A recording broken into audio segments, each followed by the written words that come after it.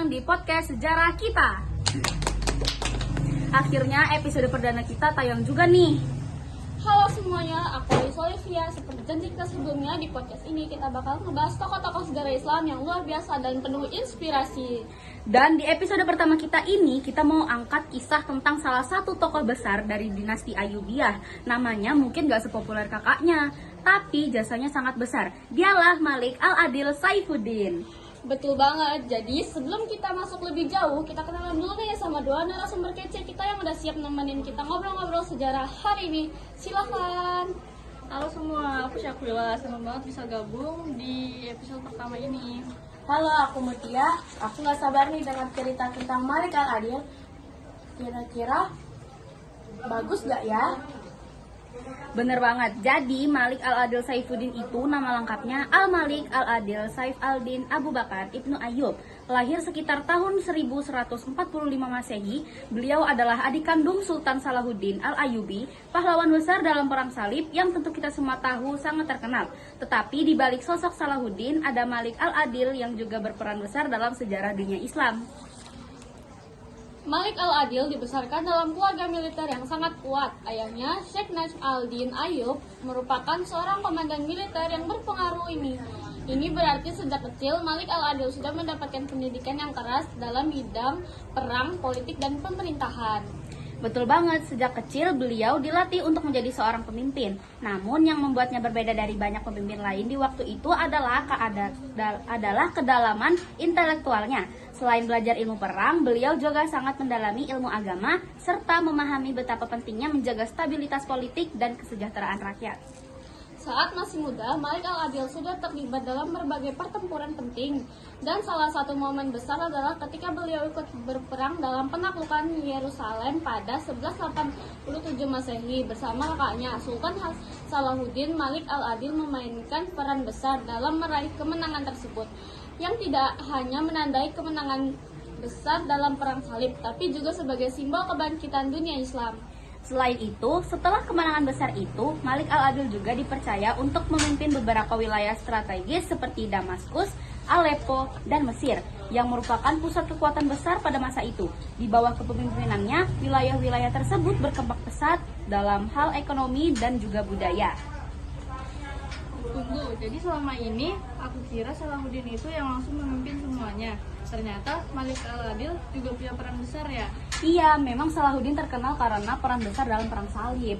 Tapi Malik Al-Adil juga punya andil besar dalam memastikan stabilitas pasca perang. Beliau mengatur administrasi wilayah dan sangat fokus pada pembangunan infrastruktur seperti benteng-benteng pertahanan untuk melindungi dunia Islam dari ancaman luar. Setelah Salahuddin wafat pada 1193 Masehi, dinasti Ayyubiyah mengalami krisis kepemimpinan dengan berbagai anggota keluarga saling berebut kekuasaan. Namun Malik Al-Adil tidak langsung merebut takhta. Sebaliknya, beliau berusaha menjaga keseimbangan di tengah konflik tersebut. Disinilah kebijaksanaan beliau terlihat. Walaupun banyak yang menginginkan beliau untuk segera merebut tahta, Malik Al-Adil lebih memilih untuk bertindak sebagai penengah antara berbagai pihak yang bertikai. Namun pada akhirnya dengan kondisi yang semakin tidak stabil, Malik Al-Adil naik tahta menjadi Sultan dinasti Ayyubiyah pada sekitar tahun 1200 Masehi. Oh, prosesnya panjang juga ya sebelum dia jadi sultan. Iya nih, setelah menjadi sultan, Malik Al-Adil menunjukkan kepemimpinan yang sangat bijaksana. Beliau menyusun kebijakan yang adil dan berdampak luas pada kesejahteraan umat Islam, mulai dari pembaruan ekonomi hingga reformasi militer. Beliau juga mengutamakan diplomasi dengan kekuatan Eropa untuk menghindari perang yang merugikan umat Islam. Salah satu langkah diplomatiknya yang terkenal adalah perjanjian damai jangka panjang dengan Raja Kristen Eropa seperti Raja John dari Inggris dan Raja Frederick II dari Jerman.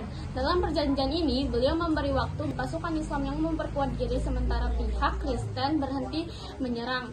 Ini menunjukkan bahwa Malik Al-Adil tahu kapan harus berdiplomasi dan kapan harus bertindak dengan kekuatan militer. Selain itu, beliau juga dikenal sangat dermawan. Salah satu kebijakan sosial yang beliau jalankan adalah mendirikan rumah sakit, sekolah, dan berbagai fasilitas umum yang bisa dirasakan langsung oleh rakyat. Beliau sangat peduli dengan kesejahteraan masyarakat bawah, serta memastikan keadilan ditegakkan di seluruh wilayah yang ia pimpin. Di bawah kepemimpinan beliau, banyak sekali pembangunan besar yang dilakukan. Banyak benteng dan kota-kota yang diperkuat, serta sistem ekonomi yang dibangun untuk memastikan kestabilan jangka panjang.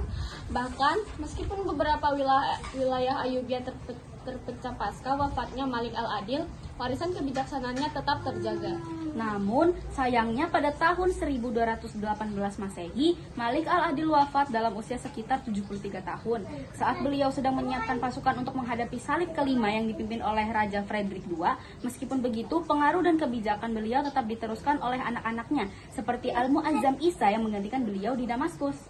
Kepergian Malik al-Adil meninggalkan kekosongan besar, tetapi walaupun dikenang sebagai salah satu sultan yang saling bijaksana dan berperan penting dalam mengatur stabilitas dunia Islam di masa Perang Salib, nama beliau tetap hidup dalam sejarah sebagai Malik al-Adil, sultan yang tahu kapan harus berperang dan tahu kapan harus berdamai demi kebaikan umat. Jadi, meski nggak seterkenal Salahuddin, kiprah Malik al-Adil sangat besar dalam memastikan keberlangsungan dinasti Ayyubiyah, dan banyak yang menganggap beliau sebagai pemimpin yang sangat bijaksana dan juga adil. Wah, keren banget ya. Aku baru tahu kalau Malik al-Adil itu punya peran segede itu. Aku juga makin kagum sama kepemimpinan Islam zaman dulu yang gak cuma jago perang, tapi juga cerdas dan bijaksana dalam memimpin. Oke teman-teman, terima kasih buat Mutia dan Sakmila yang udah hadir di podcast kita hari ini. Dan buat kalian yang udah dengerin, semoga kalian juga terinspirasi dari kisah hidup Malik Adil al-Saifuddin. Sama-sama.